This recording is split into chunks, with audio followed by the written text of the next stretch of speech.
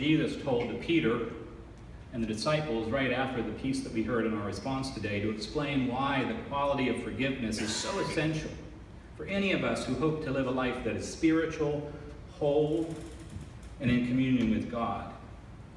The kingdom of heaven, Jesus said in his story, may be compared to a king who wished to settle accounts with all his servants. When he began the process of reconciliation, one man who owed him 10,000 talents was brought to him. And as he couldn't pay, the king ordered him to be sold, together with his wife and children and all his possessions, and payment to be made in this way. The man fell on his knees, saying, "Have patience with me, and I'll pay you everything." And out of pity for him, the king released him and forgave him the full amount of his debt. But then Jesus continued, that same man, as he went out of the king's presence, even before he hit the palace gate, came upon one of his fellow servants who owed him just 100 denarii. And seizing him by the throat, he said, "Pay what you owe." His fellow servant fell down and pleaded with him, just as he had with the king, "Have patience with me, and I will pay you." But he refused and went and threw him into prison until he would pay his debt. Well, you can imagine how the story ends, right? It's going to be bad for this guy.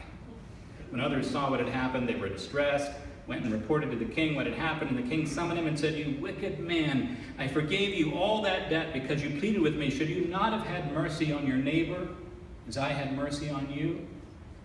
And in anger, the king threw him back into prison to be tortured with hard labor until he would pay his entire debt. So God in heaven will also do to every one of you, Jesus said, if you do not forgive your brother or your sister from your heart. Well, that's a pretty dark tale from Rabbi Jesus, I would say. But stepping back from it, the point of some of these parables that kind of exaggerate things to really speak to us, to wake us up, is this: because all of us are flawed, have sinned numerous times, and depend upon the grace of God and the forgiveness of others, we owe it to God and to others to offer that same grace and forgiveness, not just 7 times or 17 times, but 77 times, which is essentially every time. Speaking of this parable, New Testament professor Charles Cussar said, "The most obvious point is that human forgiveness is rooted in divine forgiveness. The king in Jesus' tale forgives the servant an incalculable amount. 10,000 talents represented more than the wages of a day laborer for 150,000 years.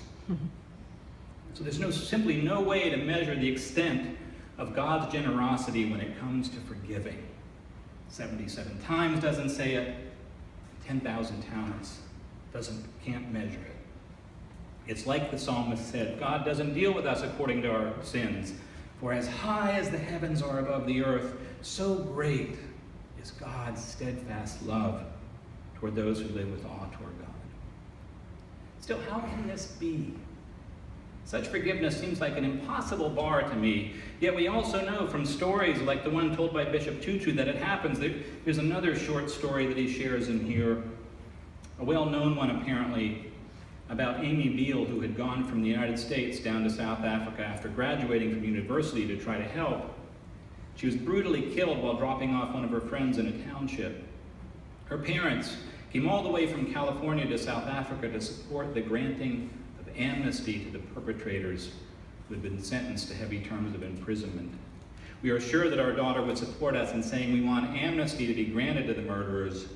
And more than this, they set up a foundation in their daughter's name and employed these men who had murdered their daughter in the project to help the people of that township. Now, I don't pretend that comes easily, Tutu says, but we do have a nobility of spirit. We think of Nelson Mandela as an amazing icon of forgiveness, but you and you and you and you have the potential to be instruments of incredible compassion and forgiveness. Indeed, no one is incapable of forgiving, and no one is unforgivable. Still, I have to wonder, this is hard stuff, it seems to me. Why are we called to forgive? And even if we are, is it good for you? Desmond Tutu said, forgiveness doesn't mean you forget what someone has done. Not reacting with negativity or giving in to negative emotions doesn't mean that you don't respond to the acts or that you allow yourself to be harmed again. Forgiveness doesn't mean that you do not seek justice or that the perpetrator is not punished. But forgiveness is the only way to heal ourselves and be free from the past. Without forgiveness, he said, we remain tethered to the person who harmed us. We are bound to the chains of bitterness, tied together, trapped until we can forgive that person.